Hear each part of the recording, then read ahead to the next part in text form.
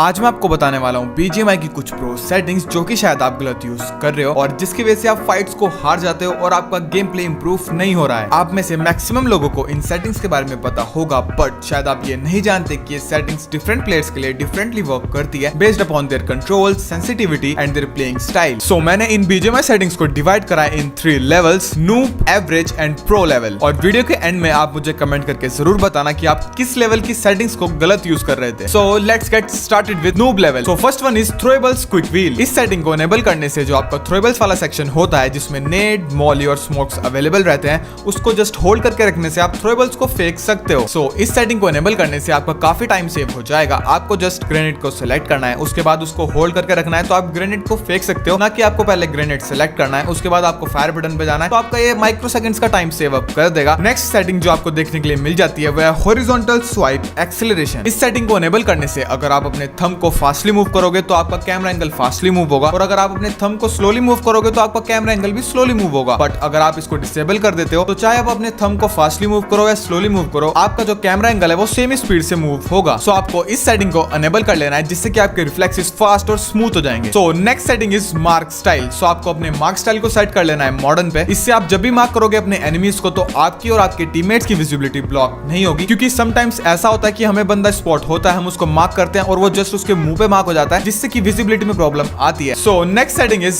Merge, crouch and prone. इस setting को enable करने से आपका क्राउच और प्रोन बटन मर्ज हो जाएंगे। सो आपको इस सेटिंग को डिसेबल कर देना है। Next setting is peek and open scope. So इस सेटिंग को एनेबल करने से जैसे ही आप पीक के बटन को टैप करोगे आपका स्कोप भी ऑटोमेटिकली ओपन हो जाएगा। सो आपको इस सेटिंग को डिसेबल कर देना है क्योंकि इससे आपके रिफ्लेक्सेस और स्नाइपिंग में भी आपको काफी प्रॉब्लम होगी। फॉर एग्जांपल अगर आपको खाली पीक करनी है या फिर पीक करके रखना है, बंदा जैसे आएगा आपको स्कोप ओपन करके मारना है, स्कोप हटाना है, तो उस सब चीजों में आपको काफी ज्यादा प्रॉब्लम होगी अगर आप इस सेटिंग को अनेबल करके रखते हो। Next setting is quick scope switch. इस सेटिंग को आपको अनेबल कर लेना है। इसकी मदद से आप अपने स्कोप्स को इजीली स्विच कर सकते हो। Red dot to 6x, red dot to 3x, easily एक टैप में आपको बैक खोल के वहां से स्विच करने की जरूरत नहीं है। और अगर अभी तक आपकी नूब लेवल की सारी सेटिंग्स बिल्कुल सही है तो अब हमारी बारी है एवरेज लेवल सेटिंग्स को देखने की। एवरेज लेवल में हमारी फर्स्ट सेटिंग आती है कैमरा रोटेशन व्हाइल ADS। इस सेटिंग को अनेबल करने से जब भी आप स्कोप बटन पे टैप करोगे तो जैसे ही आपकी फिंगर हल्की से भी मूव करेगी तो आपका एम भी उस हिसाब से शिफ्ट होने लगेगा, जिसकी वजह से आपका एम चौक हो जाएगा। तो आपको इस सेटिंग को डिसेबल कर देना है। नेक्स्ट सेटिंग हमारी आती है फोकल लेंथ एडजस्टमेंट। इस सेटिंग को आपको टैब से होल्ड पे कर देना है जिसकी मदद से आप अपनी फोकल लेंथ को इजीली मूव करके एडजस्ट कर पाओगे। इससे आपका टाइम भी सेव होगा और एफिशिएंटली आप अपनी फोकल लेंथ को एडजस्ट कर पाओगे। नेक्स्ट हमारी जो सेटिंग आती है वो है scope mode setting. Scope mode को आपको होल्ड पे सिलेक्ट करना है अगर आप खेलते हो 5 finger, 4 finger and 3 finger. But अगर आप खेलते हो 2 फिंगर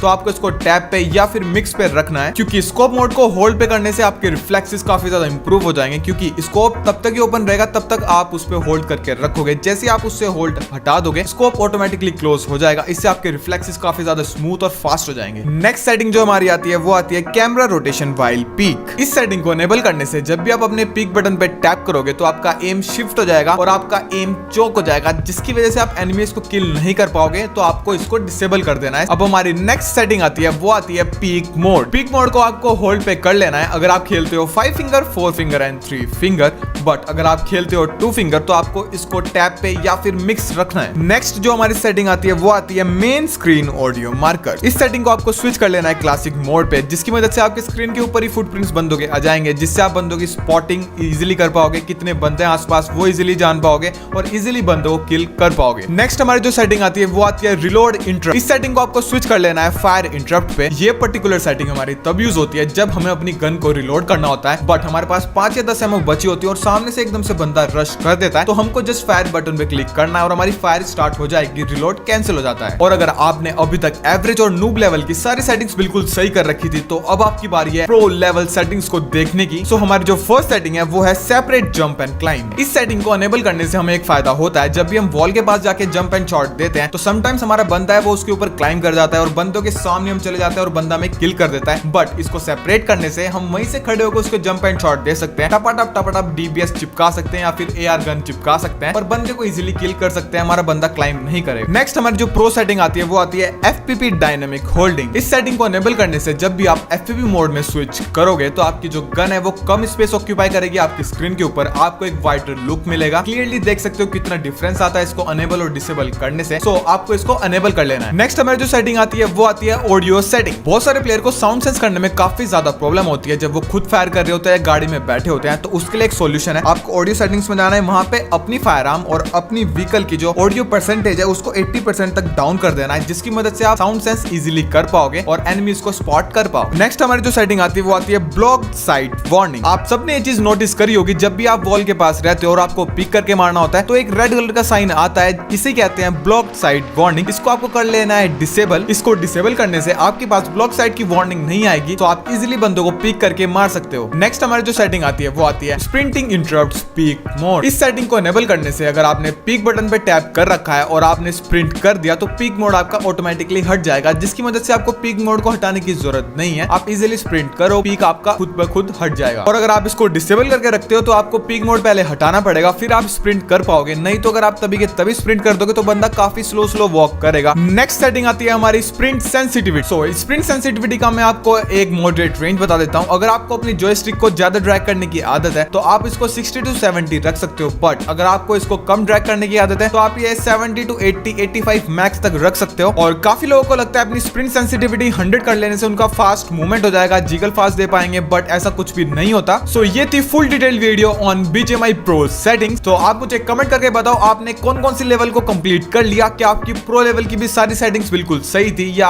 एवरेज लेवल की सही थी या नूब लेवल की सही थी, मुझे कमेंट करके जरूर बता देना। That's all for today's video, thank you for watching.